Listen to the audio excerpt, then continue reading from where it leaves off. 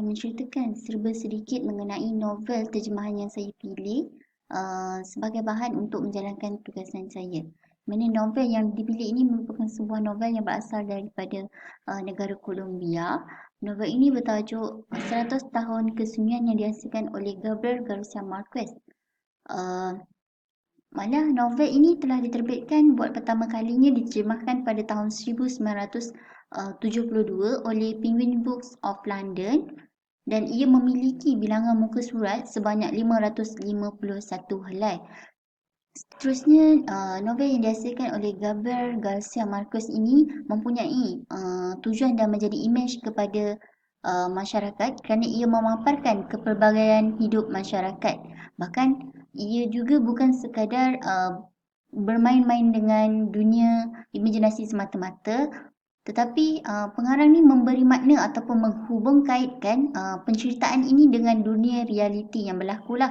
Okey, apabila meneliti novel 100 Tahun Kesunyian ini, memang tidak dapat dinafikan bahawa ia bersumberkan persekitaran yang menjadi idea ataupun subjek pemikiran dan persoalan dalam penulisan yang dihasilkan oleh Gabriel Garcia Marquez ini. Malah unsur dan sumber yang paling jelas digunakan oleh pengarang dalam bahan penulisan ini ialah masalah sosial yang berlaku dalam kalangan masyarakat dan negara itu sendiri. Novel 100 Tahun Kesunyian ini juga merupakan sebuah novel yang berlatar tempat di Macondo, iaitu kotak yang berbentuk imajinatif yang hanya ada dalam dunia ataupun minda pengarang lah, iaitu Gabriel Garcia Marquez. Novel ini berkisah tentang keluarga Brenda iaitu selama 7 generasi tentang perkembangan dan kehidupan masyarakat tersebut. Malah dalam novel ini juga berkisah tentang ataupun diceritakan tentang keterlibatan mereka dalam penerimaan ataupun penolakan sehingga berlakunya perpecahan, pertarungan ataupun pergaduhan ataupun penindasan lah. Novel ini sebagai sebuah novel yang mengisahkan pergolakan yang sangat aktif dalam perjuangan demi sebuah keadilan dan kemakmuran negara. Seterusnya, novel ini dikaji daripada aspek politik bagi memperlihatkan ruang lingkup sosio masyarakat dan sosiopolitik lah yang diketengahkan oleh pengarang dalam novel 100 Tahun Kesunyian ni. Hasil daripada pembacaan yang saya lakukan, saya dapati terdapat berbagai kritikan sosial yang disampaikan secara langsung ataupun tidak langsung melalui watak, peristiwa ataupun dialog. Dengan itu, analitis kritikan sosial ni akan meneliti beberapa aspek utama iaitu dari aspek sosial dan aspek politik. Novel 100 Tahun Kesunyian ini memang jelas mengutarakan aspek sosial iaitu masalah sosial yang berlaku dalam masyarakat dan negara. Di mana masalah sosial yang dimasukkan ini ialah masalah keruntuhan moral dan akhlak institusi kekeluargaan. Bagi masalah moral dan akhlak yang diperkatakan ialah mengenai keruntuhan moral dalam kalangan masyarakat di kota Macondo itu disebabkan oleh pelbagai faktor. Keruntuhan moral yang diketengahkan ataupun diungkapkan dalam novel 100 Tahun Kesunyian ini, contohnya dalam novel ni berlaku dalam kalangan remaja ataupun keluarga. Watak Renata Remedios, anak kepada Aureliano, Sugendra dan Fernanda, di mana ia terjebak dalam kegiatan tidak bermoral dengan hidup bebas bersosial dan telah melahirkan ataupun mengandung anak luar nikah. Melalui watak Renata tu, pengarang ingin mengingatkan bahawa warga kota ni akan mudah terjebak dalam pelbagai kegiatan yang tak bermoral sekiranya ibu bapa ni tidak menitik beratkan tanggungjawab ataupun memberi didikan yang sewajarnya kepada anak-anak mereka. Seterusnya, dalam novel 100 Tahun Kesunyian ini dapat dilihat aspek sosial iaitu institusi perkahwinan dan kekeluargaan menjadi perhatian ataupun dan kerap dibicarakan dalam penulisan ni lah.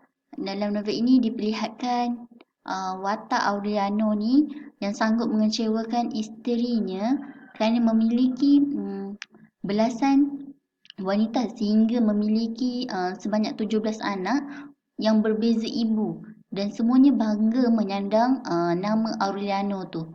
Nama keluarga tu lah, nama Aureliano. Okay, dalam novel ini seolah-olah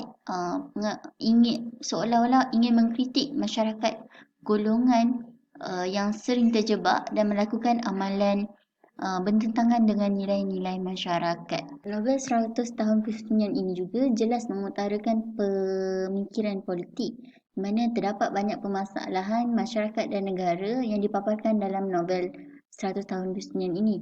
Permasalahan politik yang paling ketara yang dipaparkan adalah masalah pergolakan dan perpecahan rakyat akibat kuasa dan tangan politik dan ahli politik serta sistem pemerintahan.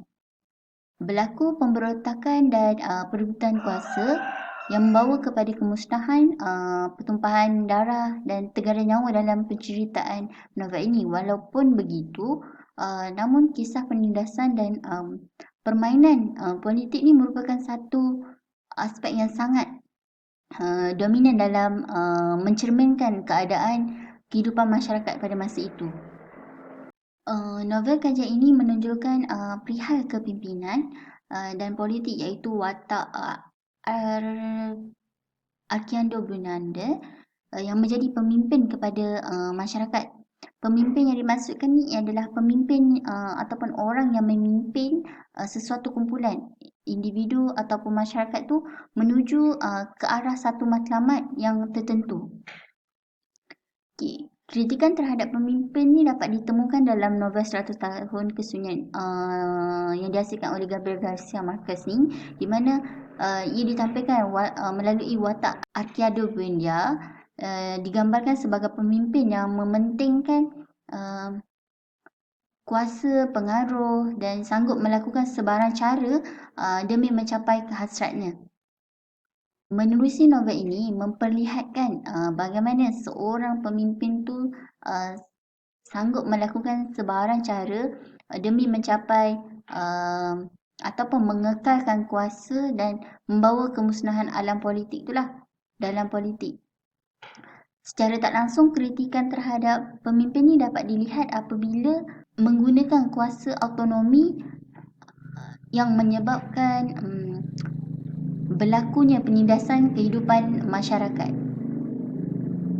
Secara keseluruhannya dapat disimpulkan bahawa novel 100 tahun kesunyian karya Gabriel Garcia Marquez ni merupakan sebuah novel gabungan realiti dan fantasi yang sangat jelas memaparkan kehidupan dalam masyarakat Colombia. Novel ini juga memaparkan keperitan yang terpaksa dihadapi oleh rakyat akibat daripada perang politik yang ditimbulkan oleh pemimpin ataupun pihak pemerintah yang hanya mementingkan ataupun memikirkan keuntungan peribadi dan kepentingan politik yang tidak menguntungkan atau tidak mendatangkan kepentingan kepada masyarakat.